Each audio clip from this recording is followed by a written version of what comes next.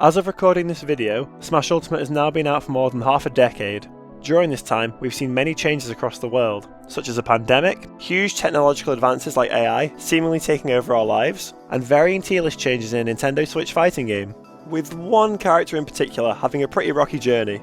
There are characters like Joker, Wolf, and Wario who have all had pretty significant falls from grace, but I think it's fair to say, Inkling really hasn't had the most fun time in the metagame.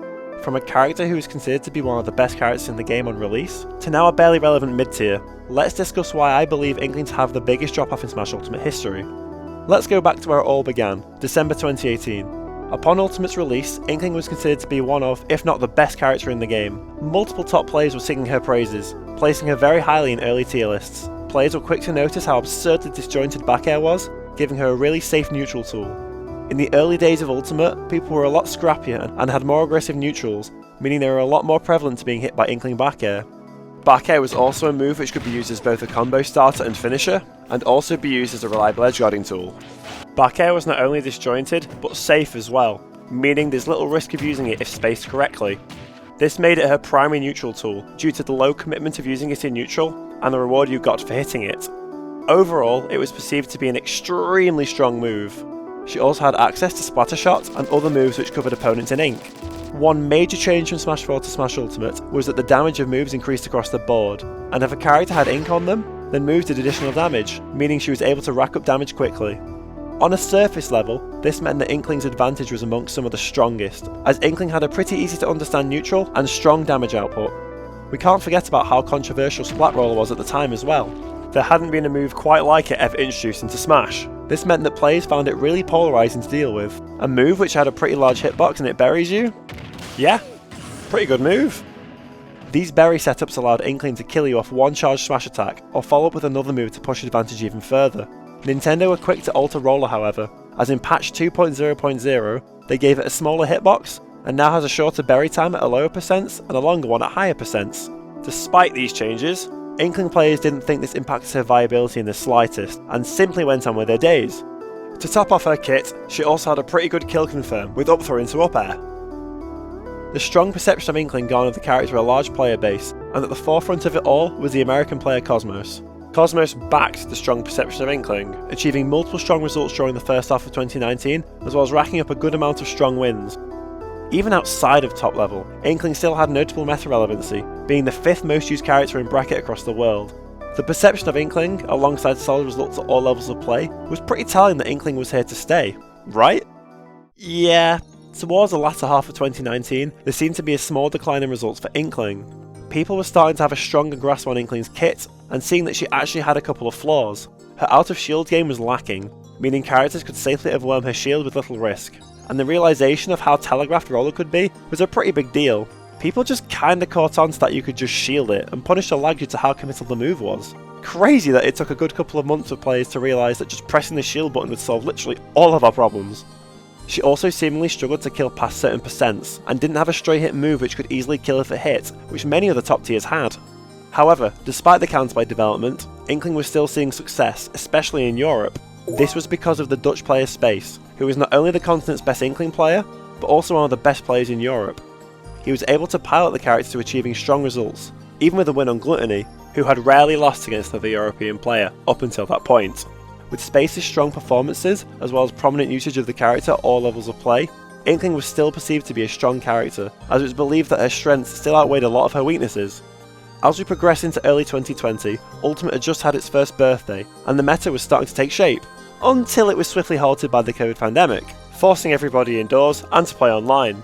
Strangely, this period helped progress the meta of multiple characters, for better or for worse.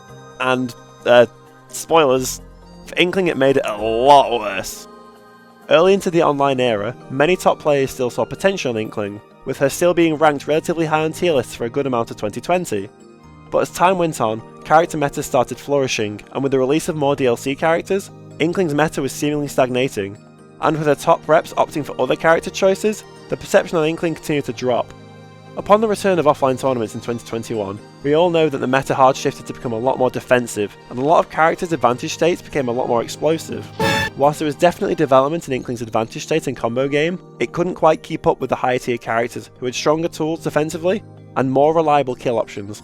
However, there was a glimmer of hope for Inkling in the final balance patch, patch 13.0.1, as Inkling actually received some decent buffs. There was now less end lag after refilling ink, forward smash's sweet spot was made bigger, making it easier to hit, and splatter shot received more range. All were very favourable buffs for Inkling, however they weren't groundbreaking, and players still didn't see much potential in her in the current metagame. But despite Inkling's decline, there are still dedicated Inkling players out there really putting in work with her, most notably Shirayuki from Japan. Shirayuki is widely considered to be the best Inkling player in the world post-pandemic, achieving multiple strong results at majors and regionals across his home country, and taking sets from some of Japan's best players. What sets him apart from other Inklings is how much stronger his advantage state is, as well as how good he is at capitalising on edgeguards. There are also other notable Inkling players, such as Showers, another Japanese player, Colorando 8, the best Inkling player in America, Utopian from Spain, and Shanique from the UK. Space still has a strong Inkling, but has relegated her to a secondary, and favours choosing Pyra instead. Cosmos had also moved on from Inkling to Pyra as well. It's a pretty logical character progression, as Mithra has a very strong neutral, and alongside Pyra, actually has threatening kill options, as well as them having a significantly stronger matchup spread than Inkling. But despite these dedicated players, her results are still extremely varied and not consistent at all at top level, which has resulted in her being placed 49th on the current tier list, with some players thinking that she could be even lower. This placement is a far cry from where she once was at the start of the meta, going from a unanimously agreed top tier in the first year of the meta, to now a pretty average mid tier. The meta development really hasn't been a pleasant one for the Squid Kid. Look, I know a lot of this video has been a melancholic story of Inkling's unfortunate journey. However, that doesn't mean she still doesn't have a fighting chance against some of the more prevalent characters. The high level Inkling Discord has given me some insight into Inkling's more relevant matchups. She does well into characters such as Cloud, Roy and Joker due to having a stronger neutral, a potent edgeguard game with back air, and having a pretty big up throw up air window. All three of them aren't too keen on facing small characters, as it's much harder for them to secure reliable hits with their kits, and Inkling can really abuse this due to her regular hurtbox shifting. Typically, any matchups which Inkling can force approaches are generally favourable to her. But, as we know at this point, there is going to be some difficult matchups for her.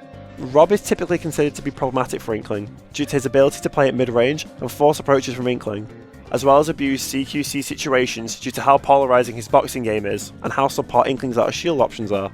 She also struggles versus Schlock due to his disjointed kit, and Monado arts give her a lot of trouble. Shield art allows Schlock to easily break out of Inkling's most reliable kill option, up throw up air. He can effectively camp and manoeuvre with jump art due to Inkling's lackluster anti-airs, and speed art makes his aerials even harder to punish, due to Inkling's aforementioned poor out of shield game. Yoshi also creates issues due to his strong airspeed, making his air pressure very safe versus Inkling due to her poor out of shield, and the risk reward for her to engage with Yoshi's aerials is very unfavourable. Yoshi's up throw up air percent is also extremely small, and the fact that he can just jump out of it as well due to his heavy armour basically makes this kill confirm non-existent. And, of course, there's Steve, who is an absolute nightmare to deal with. Inkling lacks reliable tools to deal with his defensive game behind blocks. She gets edgeguarded ridiculously easy, and the risk reward in the matchup is entirely skewed towards Steve. This is because Steve can rack up damage and kill easily, whereas Inkling struggles to even hit Steve. And once again, her most reliable kill option, up throw up air, has an extremely small percent window. So, yeah, not the most fun matchup for Inkling. So, did Inkling have the biggest drop off out of any character in Ultimate history? I'd say she's a pretty strong contender. Yeah, there's definitely an argument that it could be someone like Chrom or Pichu, as both have had similar drop offs, going from top tier to now subpar mid tiers. But I wanted to highlight how rough of a journey Inkling has had over the past couple of years. Despite her nerfs being relatively unimpactful, and even receiving buffs in later patches, Inkling still failed to reach the peak she once did in the first year of Ultimate. There still could be hope for Inkling yet, with Shirayuki being ranked 42nd in the most recent Smash Ultimate rankings, and with the higher level Inklings remaining optimistic about their character. I do wonder, could we see a slight resurgence of the character? I suppose we'll find out.